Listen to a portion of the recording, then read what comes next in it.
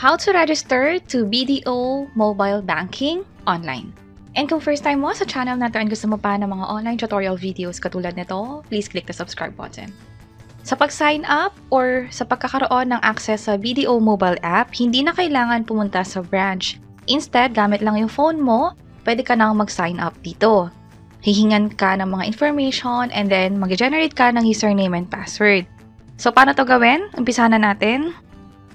Una, dapat mag-download muna kayo ng BDO Online Banking mobile app. So, pumunta sa Play Store or sa App Store, hanapin ang BDO Online katulad nito. And then, dapat ang makita nyo is yung updated na version na. Meron kasing BDO Unibank, ito yung luma. Dapat ang makita ninyo is yung BDO Online katulad nito. Pag sinearch nyo yung BDO Online dito, makikita nyo yung word na install. So, i-tap nyo lang yan. And then, afterwards, makikita nyo na yung open. Ibig sabihin, nasa phone nyo na to. Pwede nyong i-tap yung open from here or dito sa naka-install sa phone mo mismo. I-allow ko lang to while using the app lang. Mag-login ka ba gamit yung username and password? Sa atin hindi kasi nga gagawa pa lang tayo ng account sa mobile app. Pero meron na tayong BDO bank account. Nakapag-open na tayo niyan in the past.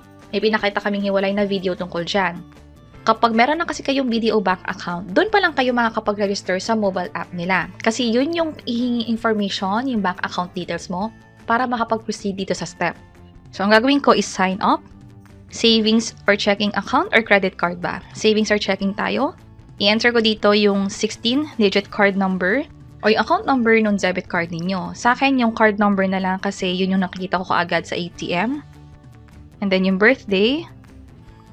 And then, i-type dito yung email na nakalink dun sa BDO account. Ibig sabihin na nag-open tayo ng bank account sa BDO, may pin-provide tayong email address sa kanila.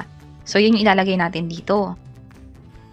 Pag okay na, i-check lang to kung nagka-sign up ka outside the Philippines at hanapin dito yung area code. Kung within the Philippines naman, i-uncheck lang at ilagay dito yung cellphone number. I-tap ang next. Oops, kaya hindi tayo nagpo-proceed kasi i-check pa nga pala itong terms and conditions. Mag-scroll down hanggang baba para magpakita yung I agree na button. Dito rin sa privacy policy, I agree. Tap next. This time, mag-provide ng username and password. So, mag-create lang ako dito. And then, yung password naman. Yung password is dapat i-follow itong mga direction or guidelines sa baba. Para sa password, twice siyang i-enter and then pwede niyong i-tap itong I icon para makita yung password. So, for example lang to, pwede niyong i-tap yan and then pag nag-match, ibig sabihin, okay na, pwede na mag-proceed, i-tap yung submit. At since nagkakaroon ako ng error message na we are unable to proceed right now, sa inyo pwede pa rin yung i-try at mag-proceed lang until the next step. Pero kung ganun pa rin yung error, ang gagawin nyo na is sa browser na lang or sa website kayo mag-sign up. So, paano yun? Pagka-open nyo ng Google Chrome, i-search nyo na yung BDO Online katulad nito. At may makikita kayo na online.bdo.com.ph na website. I-tap lang yan. From here, ang gagawin nyo na is not yet enrolled, enroll now. So, mula dito, kapag nag-create ka ng username and password, pwede na siyang mag-login sa online banking, which is sa website nila, or mismo sa mobile app. Ito, yung terms and conditions, i-check lang to, and then i-click yung submit. Also, tinatry ko rin siya sa computer, and pareho lang din naman yung magiging proseso. So, dahil mas malaki yung view dito, proceed tayo gamit yung computer. But again, regardless sa device na gamitin nyo, basta nasa same website kayo, pareho lang yung mga magiging requirements and yung steps. Check ko ulit to, click submit. By the way, pwede nyo basahin yung terms and conditions nga pala before mag-proceed. And this time, pipiliin ko na yung account type. Pareho sa kanina, deposit account within the Philippines, online banking, and then provide ko na rito yung ATM card number. Also, yung preferred nickname. Kumpletuhin ko lang din yung user ID and password. Kung makapansin nyo, pareho sa mga hinihing information kanina nung nag-register tayo sa mobile app. This time, yung CAPTCHA, i-type lang dito yung nakikitang letter sa image. Kung sakaling nahihirapan, pwedeng i-click itong click here to get a different image. Feedback naman, where did you get this? Piliin ko na lang tong YouTube and then click ko na yung submit. Next, ito yung makikita ninyo kung saan nakalagay yung reference number and also yung activation code at kung hanggang kailan ba ito dapat gawin. yung same information na nakita natin is isasend din sa email ninyo. So, halimbawa, nawala or biglang nag-refresh yung page, pumunta lang kayo sa email ninyo at makikita nyo nga yung pinadalang email ng BDO. Galing siya sa BDO Online Banking -noreply@bdo.com.ph. And andito yung activation code, yung instructions, at kung hanggang kailan ba to dapat gawin. Meron tayong 6 months para gawin yung pag-activate. I-activate natin yung BDO Online Banking. So, ito yung BDO machine. I-insert ko lang yung BDO ATM card ko. So, required talaga yung ATM card for this activation. And then, piliin ko lang yung other services. From here, pipiliin yung Activate Online Banking. And remember, may na-receive tayong email and text about this transaction. So, i-enter ko lang dito yung code na yon, which is ito na. Tap ko lang yung OK. And then, gagamitin ko na yung PIN ko for this one.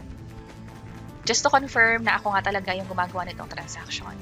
So kapag okay na, walang error sa PIN na in-enter natin, pwede na natin kunin yung card. And moving forward, ito nga pala yung resibo as proof ng e-banking activation. Pwede ko na rin kunin yung ATM card. So again, moving forward, pwede ko lang gamitin yung BDO mobile app or yung website nila para sa iba't ibang mga transaction.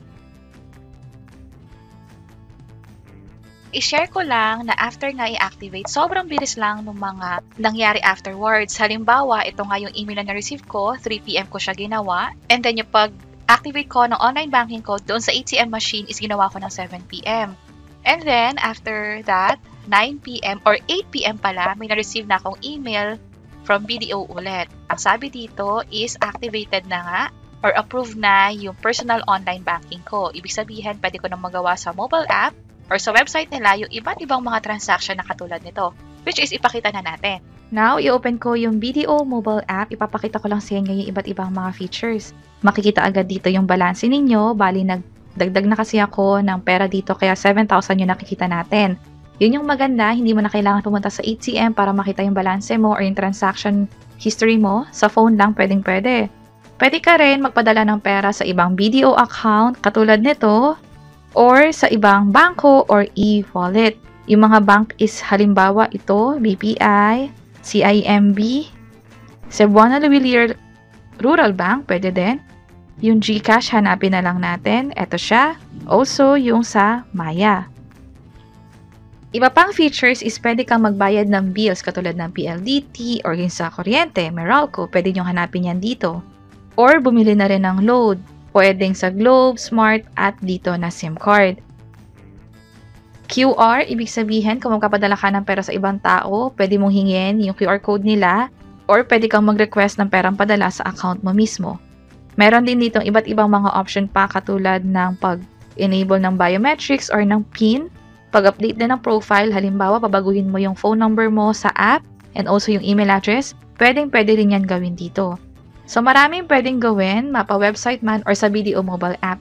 So, kung meron kayong bank account sa BDO pero wala pa kayong BDO online, mag-register na kayo dito para yung account nyo nga sa BDO is ma-access nyo gamit lang yung cellphone or computer ninyo. Sana nakatulong tong video na to at para sa iba't ibang mga tutorials tungkol sa BDO, yung detailed niya, nilagay namin yan dito sa playlist. Pwede nyo nang i-check at hanapin ang video na para sa inyo. And see you sa mga next videos. Bye-bye!